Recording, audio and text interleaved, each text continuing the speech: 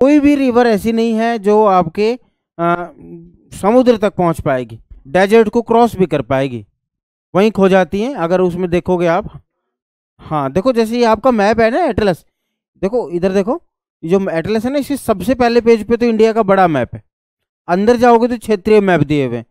तो यहाँ लिखा भी हुआ है ऊपर कि कौन सा कहाँ है। तो आप वैसे एक तो पता होना चाहिए कि नक्शे से ही पहचान जाओ कि राजस्थान कौन सा, तो ये राजस्थान वाला ये लिखा भी हुआ है। तो इसमें अगर आप नीले लाइन से जो नीली नीली लाइनें जो दिखा रखी हैं देखेंगे तो बहुत सी ऐसे इसके अंदर दिखा रखी हैं, पर वहीं छोटी छोटी दिखा रखी हैं, खो जाती हैं। किंतु ये लूनी एक इकलौती ऐसी नदी है which crosses the desert of Rajasthan. देख पा रहे हो, इस लूनी नदी के पूरे इस कोर्स को रंग दीजिए, कहां से कहां आ रही है, नीचे कैसे चल रही है। हाँ गुजरात में आ जाएगी नीचे।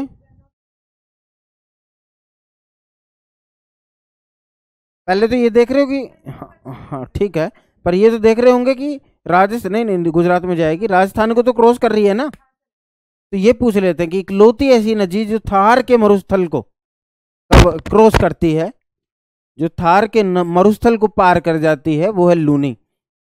बाकी कोई नदी ऐसी वहां नहीं है जो थार के मरुस्थल को या जो डेजर्ट है उसको क्रॉस कर पाती, लूनी क्रॉस कर पाती। लूनी का नाम ही है लवण से। और ये कहाँ इसका सोर्स हो गया, इसका डेस्टिनेशन, इसका जो अंतिम पड़ाव है वो कहां पर है, रन ऑफ कच्छ। तो कच्छ के रन में जाकर के ये लुप्त हो जाती, वहां गिरती, तो ये भी समुद्र तक नहीं पहुंच पाती है। तो कभी कभी ये पूछ लेते हैं कि इनमें से कौन सी नदी समुद्र तक पहुंचेगी या नहीं पहुंचेगी। तो एक घग्गर है, लूनी है, ये समुद्र तक नहीं पहुंची। दो रिवर अभी तक आप देख चुके हैं ऐसी। इस लूनी नदी के बारे में एक और विशेष बात क्या है, इस नदी के ऊपर देखो मैप में एक बहुत बड़ी झील पड़ रही है, सांभर। सभी को मिली, सभी को मिल गई। देखो नदी कहाँ है, रिवर मिली। देखो ये देखो यहाँ से चल रही है, तो जहां से चल रही है वहां से ऐसे रंग देते हैं। ये इधर से ये लूनी लिखा है, नहीं नहीं ये लिखा, यहाँ से चल रही है, ठीक है। तो ये देखो सांभर, और ये कैसे चल रही है, ये ऐसे ऐसे ऐसे से चल रही है, ऐसे जहाँ भी ये देखो देखो इधर जाके गिर जा रही। तो झील मिल गई ना सांभर। तो it is the largest inland saline lake of India, largest inland saline lake of India. Inland का मतलब अंतर भूमि, भूमि के अंदर ही। तो भारत, और सैलाइन का मतलब खारे पानी की। सबसे बड़ी चिल्का, वो तो एशिया की ही सबसे बड़ी है, हाँ उड़ीसा में पड़ेगी। पर वो एक क्या है, लगून है। देखो जो आपकी चिल्का है, चिल्का इज ए लगून। तो आप जानते हैं लगून क्या होते हैं, ये हम पहले भी पढ़ चुके हैं। पार्शली कनेक्टेड विद द सी, आधे सी में है आधे जमीन पर है। तो इनका जो है आपका जो समुद्र है उसके साथ एक संबंध है। तो पानी समुद्र से आता रहता है, और लगून हमेशा खारे पानी की ही झीलें होती। तो खारे पानी की झीलें केवल दो स्थान पर मिल सकती है, या तो वो समुद्र के किनारे होंगी, या लगून होंगे, या दूसरे इनलैंड होंगे। तो कहाँ होंगे, डेजर्ट में। Desert is the possibility where saline lake can be found, या मरुस्थल में मिलेंगी। क्यों, बिल्कुल बिल्कुल बिल्कुल, इवोपोरेशन, वाष्पीकरण से मीठा पानी उड़ता रहेगा, नीचे बचेगा लवण, तो साल्ट हो जाएगी। तो सांबर इसी वजह से क्या है, एक सलाइन लेक है, ठीक है, और लार्जेस्ट इनलैंड मतलब, ठीक है। सो देश की सबसे बड़ी अंतर्भूमि खारी झील है। वैसे देश की सबसे बड़ी इनलैंड लेक कौन सी है, ये तो सलाइन है, वुलर, यही पढ़े थे ना। वो किस रिवर में पड़ती है, झेलम की कैसी लेक है, ये तो ठीक है। झेलम की कैसी है, नहीं मैनमेड नहीं। देखो लेक होती हैं, एक होती है रिवर के ऊपर पड़ने वाली, तो उसको रिवराइन लेक बोलते हैं। चाप झील है, ऑक्सबो लेक है, ये पढ़ा था कि नहीं, ऑक्सबो लेक है। वूलर। ऑक्सबो क्या होता है, इसको चाप झील भी बोलते हैं, कि नदी ऐसे ऐसे बहती है ना, तो इसको कहते हैं सर्पदार, इसका मूवमेंट है, तो इसको एक मींडर कहा जाता है अंग्रेजी में, हिंदी में सर्पदार मूव। तो अगर ये एक मेंढर नदी से कट जाए तो ये जो बच गया है ये झील बन गई और नदी सीधी बहने लग जाए, तो इसको कहेंगे चाप झील, तो ऑक्सबो लेक। ठीक है, तो वूलर सबसे बड़ी इनलैंड लेक है पर वो फ्रेश वाटर है। सबसे बड़ी सलाइन लेक है आपकी सांबर। ठीक है, चलिए, तो ये हो गया लुनी के बारे में। तो कौन सा सिटी है इसके किनारे? Ajmer, Pushkar, religious town. अच्छा, दूसरी बात, ये लवन से इसका नाम आ रहा है। ये एक इंडिया की ऐसी अकेली रिवर है which is partially fresh water and partially saline water. मतलब वो आधे दूरी तक या आधे से ज्यादा दूरी तक कैसे रहती, मीठे पानी की रहती है, आगे जाकर खारी हो जाती। तो वो स्थान का क्या नाम है जहां से वो खारी हो जाती है? बालोतरा। आप अपनी एटलस में देख सकते हो उस स्थान को। तो ये इधर आपको कहीं ऐसे दिख रही है ना लूनी, इधर से कहीं ऐसे आ रही है, इधर ऐसे, और इधर रन ऑफ कच्छ में चली जाती। तो यहां पर देखेंगे आप बाड़मेर जिले में, राजस्थान, इधर नीचे की तरफ देखेंगे तो बालोतरा दिख रहा है। सभी को मिल गया, निशान लगा लो। तो ये पूछ लेते हैं कि किस प्लेस तक इसके ऊपर क्या है, फ्रेश है, मीठे पानी की है, नीचे क्या है, सलाइन है।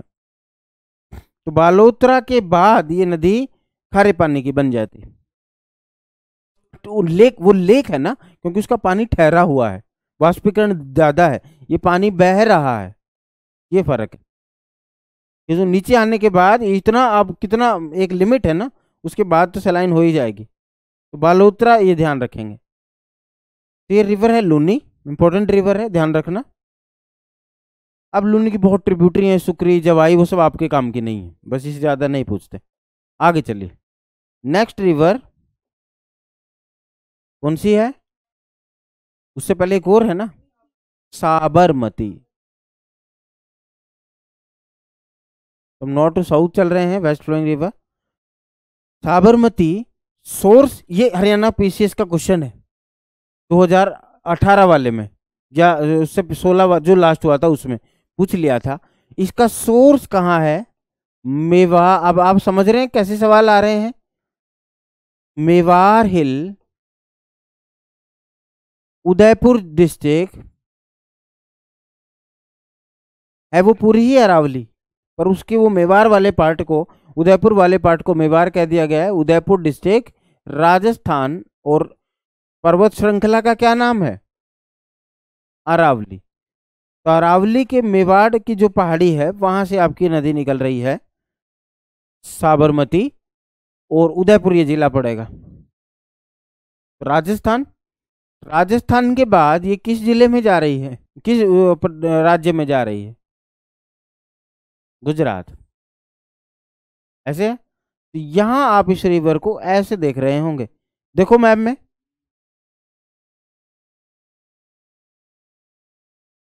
यहां पर दिख रही है।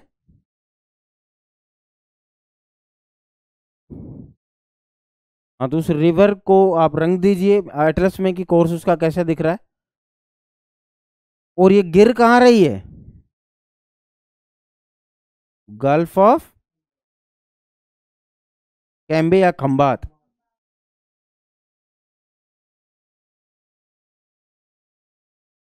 खंबात की खाड़ी में, तो आप पहले पढ़ चुके हैं गल्फ बे बाइट में क्या अंतर होता है। हाँ, ये समुद्र का ही पानी है, सी है। जो गल्फ होती है वो सी का ही पार्ट होता है। ठीक है, ठीक है, वो सही है, अरेबियन सी में ही जाके गिर रही है, क्योंकि हमने पहले जानते हैं कि वेस्ट वाली सब अरेबियन सी में जाएंगी। पर अब सवाल में वो आपको अरेबियन सी नहीं देगा, क्योंकि सब बच्चा बता देगा कि नर्मदा कहाँ जा रही है, इधर जा रही है, इधर जा रही है। तो वो आपको कैसे देगा? गल्फ ऑफ कच्छ ये ऊपर वाले में जाके गिरती है, कैम्बे में गिरती, तो नीचे वाले में खंबात में आके गिरती। ठीक है ना, तो ये गल्फ ऑफ कैम्बे में आकर खंबात में आके गिर जाती है।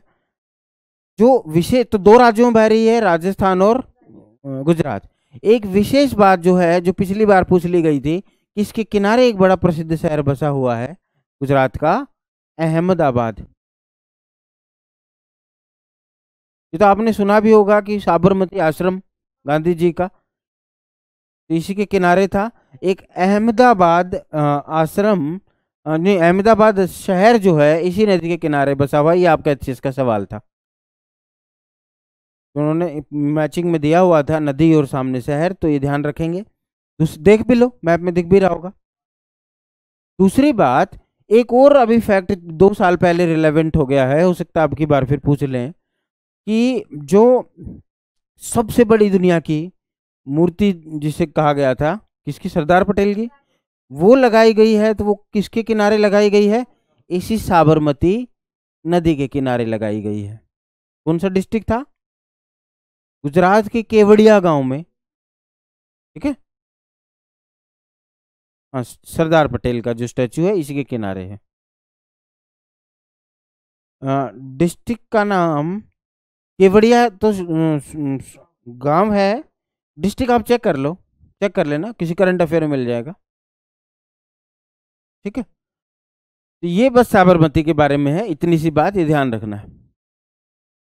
चलिए आगे देखते हैं। नेक्स्ट रिवर है आपकी साबरमती के बाद, नहीं अभी मीठी नहीं आएगी, माही। नेक्स्ट रिवर इज माही। ठीक है, तो origin source Vindhyan range Madhya Pradesh. Vindhyan range Madhya Pradesh,